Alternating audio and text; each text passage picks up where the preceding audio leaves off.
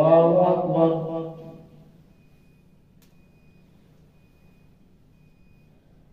الحمد لله رب العالمين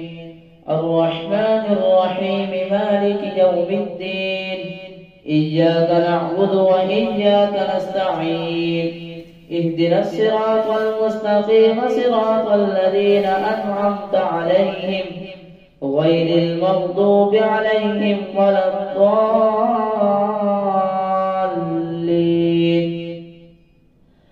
ولقد أرسلنا إلى أمم من قبلك فأخذناهم بالبأساء والضراء لعلهم يتضرعون فلولا إذ جاءهم بأسنا تضرعوا ولكن قست قلوبهم وزين لهم الشيطان ما كانوا يعملون فلما نسوا ما ذكروا به فتحنا عليهم أبواب كل شيء حتى إذا فرحوا بما أوتوا أخذناهم بغتة فإذا هم مبلسون فقطع دابر القوم الذين ظلموا والحمد لله رب العالمين. قل أرأيتم إن أخذ الله سمعكم وأبصاركم وختم على قلوبكم من إله غير الله يأتيكم به انظر كيف نصرف الآيات ثم هم يصدفون. قل أرأيتكم إن أتاكم عذاب الله بغتة أو جهرة هل يهلك إلا القوم الظالمون وما نرسل المرسلين إلا مبشرين ومنذرين فمن آمن وأصلح فلا خوف عليهم ولا هم يحزنون والذين كذبوا بآياتنا يمسهم العذاب بما كانوا يفسقون. قل لا أقول لكم عندي خزائن الله ولا أعلم الغيب ولا أقول لكم إني ملك إن أتبع إلا ما يوحى إلي قل هل يستوي الأعمى والبصير أفلا تتفكرون. وأنذر به الذين يخافون أن يحشروا إلى ربهم ليس لهم من دونه ولي ولا شفيع لعلهم يتقون. ولا تطرد الذين يدعون ربهم بالغداة والعشي يريدون وجهه ما عليك من حسابهم من شيء وما من حسابك عليهم من شيء فتطردهم فتكون من الظالمين. وكذلك فتنا بعضهم ببعض ليقولوا أهؤلاء من الله عليهم من بيننا أليس الله بأعلم بالشاكرين. وإذا جاءك الذين يؤمنون بآياتنا فقل سلام عليكم كتب ربكم على نفسه الرحمة أنه من عمل منكم سوءا بجهالة ثم تاب من بعده وأصلح فأنه غفور رحيم. وكذلك نفصل الآيات ولتستبين سبيل المجرمين. قل إني نهيت أن أعبد الذين تدعون من دون الله قل لا أتبع أهواءكم قد ضللت إذا وما أنا من المهتدين. قل إني على بينة من ربي وكذبتم به ما عندي ما تستعجلون به إن الحكم إلا لله يقص الحق وهو خير الفاصلين. قل لو أن عندي ما تستعجلون به لقضي الأمر بيني وبينكم والله أعلم بالظالمين. وعنده مفاتح الغيب لا يعلمها إلا هو ويعلم ما في البر والبحر وما تسقط من ورقة إلا يعلمها ولا حبة في ظلمات الأرض ولا رطب ولا يابس إلا في كتاب مبين. وهو الذي يتوفاكم بالليل ويعلم ما جرحتم بالنهار ثم يبعثكم فيه ليقضى أجل مسمى ثم إليه مرجعكم ثم ينبئكم بما كنتم تعملون وهو القاهر فوق عباده ويرسل عليكم حفظا حتى إذا جاء أحدكم الموت توفته رسلنا وهم لا يفرطون ثم ردوا إلى الله مولاهم الحق ألا له الحكم وهو أسرع الحاسبين قل من ينجيكم من ظلمات البر والبحر تدعونه تضرعا وخفية لئن أنجانا من هذه لنكونن من الشاكرين قل الله ينجيكم منها ومن كل كرب ثم أنتم تشركون قل هو القادر على أن يبعث عليكم عذابا من فوقكم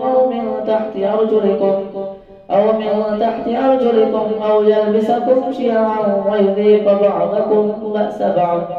انظر كيف نصرف الآيات لعلهم يفقهون وكذب به قومك وهو الحق قل لست عليكم بوكيل لكل نبأ مستقر وسوف تعلمون وإذا رأيت الذين يخوضون في آياتنا فأعرض عنهم حتى يخوضوا في حديث غيره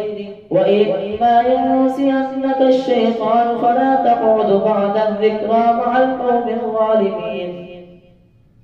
وما على الذين يتقون من حسابهم من شيء ولكن ذكرى لعلهم يتقون وذر الذين اتخذوا دينهم لهوا ولعبا وغرتهم الحياة الدنيا وذر الذين اتخذوا دينهم لعبا ولهوا وغرتهم الحياة الدنيا وذكر به أن تبسل نفس بما كسبت ليس لها من دون الله ولي ولا شفيع وإن تعدل كل عدل لا يؤخذ منها أولئك الذين أبسلوا بما كسبوا لهم شراب من حميم وعذاب أليم بما كانوا يكفرون قل أندعو من دون الله ما لا ينفعنا ولا يضرنا ونرد على أعقابنا بعد إذ هدانا الله كالذي استهوته الشياطين في الأرض حيران له أصحاب يدعونه إلى الهدى ائتنا قل إن هدى الله هو الهدى وأمرنا لنسلم لرب العالمين وأن أقيموا الصلاة واتقوه وهو الذي إليه تحشرون وهو الذي خلق السماوات والأرض بالحق ويوم يقول كن فيقول قوله الحق وله الملك يوم ينفخ في الصور عالم الغيب والشهادة وهو الحكيم الخبير وإذ قال إبراهيم لأبيه آزر أتتخذ أصناما آلهة إني أراك وقومك في ضلال مبين وكذلك نري إبراهيم ملكوت السماوات والأرض وليكون من الموقنين فلما جن عليه الليل رأى كوكبا قال هذا ربي فلما أفل قال لا أحب الآفلين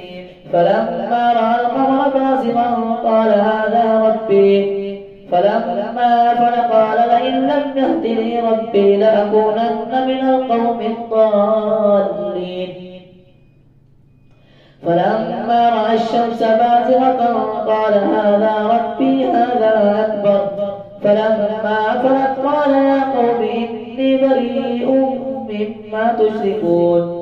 إني وجهت وجهي للذي فطر السماوات والأرض حنيفا وما أنا من المشركين وحاجه قومه قال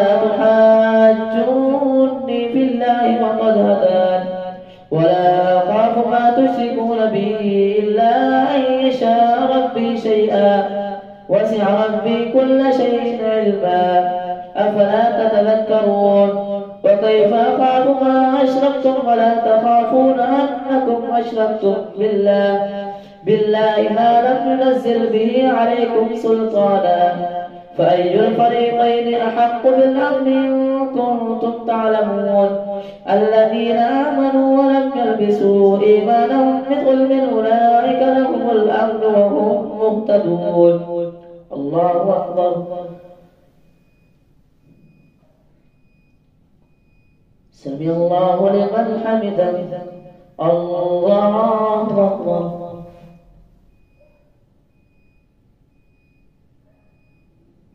الله أكبر.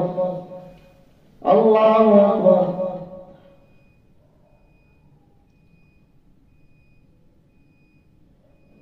الله أكبر. الحمد لله رب العالمين الرحمن الرحيم مالك يوم الدين إياك نعبد وإياك نستعين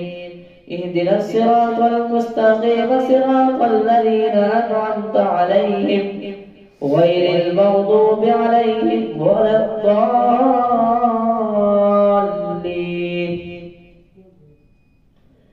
وتلك حجتنا آتيناها إبراهيم على قومه نرفع درجات من نشاء إن ربك حكيم عليم. ووهبنا له إسحاق ويعقوب كلا هدينا ونوحا هدينا من قبل ومن ذريته داود وسليمان وأيوب ويوسف وموسى وهارون وكذلك نجزي المحسنين. وزكريا ويحيى وعيسى وإلياس كل من الصالحين وإسماعيل واليسع ويونس ولوطا وكلا فضلنا على العالمين. ومن آبائهم وذرياتهم وإخوانهم واجتبيناهم وهديناهم إلى صراط مستقيم. ذلك هدى الله يهدي به من يشاء من عباده ولو أشركوا لحبط عنهم ما كانوا يعملون. أولئك الذين آتيناهم الكتاب والحكم والنبوة فإن يكفر بها هؤلاء فقد وكلنا بها قوما ليسوا بها بكافرين. أولئك الذين هدى الله فبهداه مقتده قل لا أسألكم عليه أجرا إن هو إلا ذكرى للعالمين. وما قدر الله حق قدره إذ قالوا ما أنزل الله على بشر من شيء قل من أنزل الكتاب الذي جاء به موسى نورا وهدى للناس تجعلونه قراطيس تبدونها وتخفون كثيرا وعلمتم ما لم تعلموا أنتم ولا آباؤكم قل الله ثم ذرهم في خوضهم يلعبون. وهذا كتاب أنزلناه مبارك مصدق الذي بين يديه ولتنذر أم القرى ومن حولها. والذين يؤمنون بالآخرة يؤمنون به وهم على صلاتهم يحافظون. ومن أظلم ممن افترى على الله كذبا أو قال أوحي إلي ولم يوحى إليه شيء ومن قال سأنزل مثل ما أنزل الله. ولو ترى إذ الظالمون في غمرات الموت والملائكة باسطوا أيديهم أخرجوا أنفسكم اليوم تجزون عذاب الهون بما كنتم تقولون على الله غير الحق وكنتم عن آياته تستكبرون. ولقد جئتمونا فرادا كما خلقناكم أول مرة وتركتم ما خولناكم وراء ظهوركم وما نرى معكم شفعاءكم الذين زعمتم أنهم فيكم شركاء لقد تقطع بينكم وضل عنكم ما كنتم تزعمون. إن الله فارق الحب والنوى يخرج الحي من الميت ومخرج الميت من الحي ذلكم الله فأنى تؤفكون فالق الإصباح وجعل الليل سكنا والشمس والقمر حسبانا ذلك تقدير العزيز العليم وهو الذي جعل لكم النجوم لتهتدوا بها في ظلمات البر والبحر قد فصلنا الآيات لقوم يعلمون وهو الذي أنشأكم من نفس واحدة فمستقر ومستودع قد فصلنا الآيات لقوم يفقهون وهو الذي أنزل من السماء ماء فأخرجنا به نبات كل شيء فأخرجنا منه خضرا نخرج منه حبا متراكبا ومن النخل من طلعها قنوان دانية وجنات من أعناب والزيتون والرمان مشتبها وغير متشابه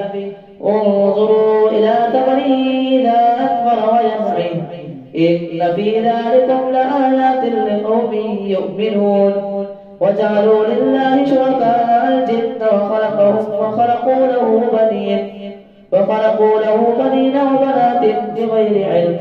سبحانه وتعالى عما يصفون